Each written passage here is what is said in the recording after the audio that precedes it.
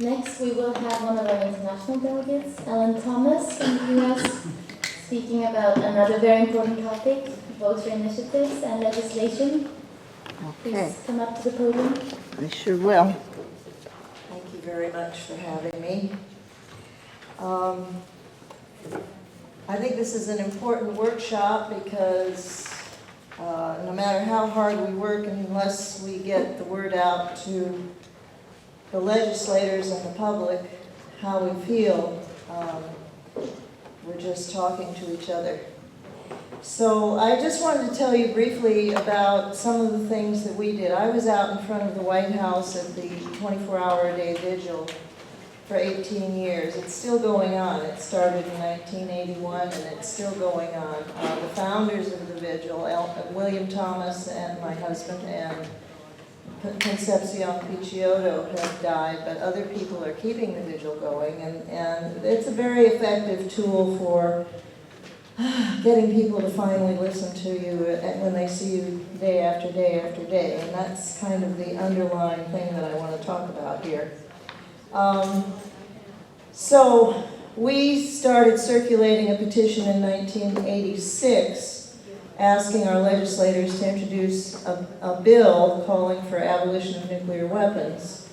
And I personally hand-delivered copies of a letter to everybody up on Capitol Hill every year telling them how many signatures we had collected.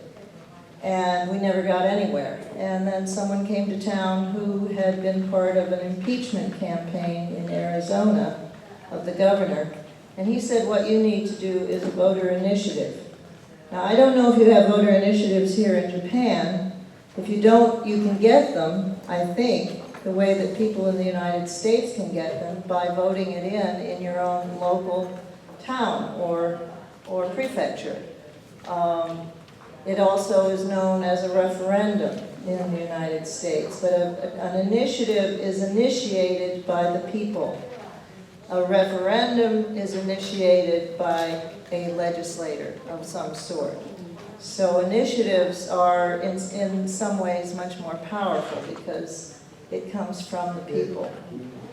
Now, our voter initiative asked for a bill that called for the abolition of nuclear weapons and conversion of the war machine into a peace economy. And as a result of our winning the election in 1993, it was introduced into Congress every session, and I'll talk more about that on August 6th. And it has had a few co-sponsors, but it remains stuck in committee. So we have been trying. I'm now a member of Women's International League for Peace and Freedom, and we have been we've been collecting signatures on a petition to ask representatives to co-sponsor the bill and to get it out to the floor for a vote, because it never gets talked about. But we need more help with that, and we're trying to figure out how to do it. But you Japanese folks are so fabulous at getting people to work together. I wish we could learn how to do that in the United States, but we're still struggling with it. But so if you're not getting anywhere with the legislators, of course, try to vote them out and get somebody in there that will do what you want them to do. But then hit the streets. And there are ways to do it. There's the vigil, the 24-hour vigil, day after day, night after night, is a very powerful statement, and eventually people start paying attention to you. The marches are important, but they end. A vigil remains. And drum the people out of office by not going away. And even actually what we did during the first Gulf War was, in order to stop the war, we had people beating on drums day and night, 24 hours a day for 40 days and 40 nights. And I think perhaps, because this was going on outside the White House, perhaps it might have influenced the president to stop doing what he was doing. And we made a video about that, and it was broadcast in public access television during the initiative, during the presidential campaign. Second time for George H.W. Bush, he hoped, but he didn't win. And I think perhaps that film, among many other things, might have had some influence on people's decision-making about whether or not to vote him in. So being creative, being consistent, and using every means available. They tried to get us out of Lafayette Park, so we took them to court. And I understand in Okinawa there is an effort to keep a continuous vigil going, and it was going, and then the United States chased the people away. Well, you have the right to free speech here in Japan and Okinawa.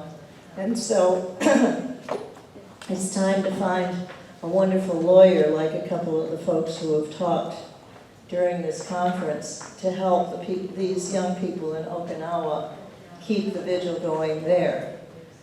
So those were some thoughts that I had about how we as citizens can participate and make a difference. Thank you so much.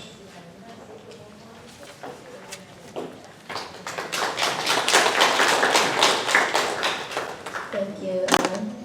I also believe, if I may add, that related to this note of votes and elections, I've understood that in Japan there is a very low voter turnout, and in the general public, and particularly among the young generations, young adults who are perhaps suffering from some kind of political apathy.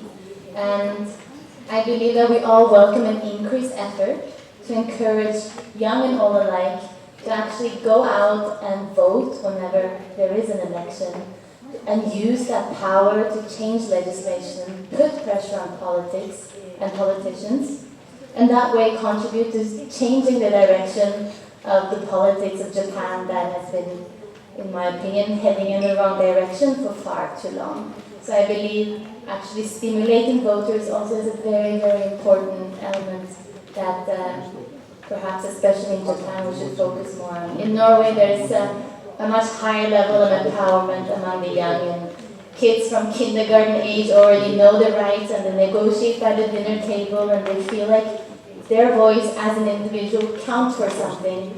And I believe we have to start very early, much earlier, from kindergarten age, from school age, and start talking about these topics to the young kids. I have a stepdaughter who's 6-year-old, and she already has a collection of animals in her room, and they are her army to protect her room against nuclear weapons. So kids are receptive and they have the right kind of attitude. So let's try to start this conversation much earlier, so by the time they turn 18, or whatever age is the voting age in your respective countries, they are ready to make their votes count.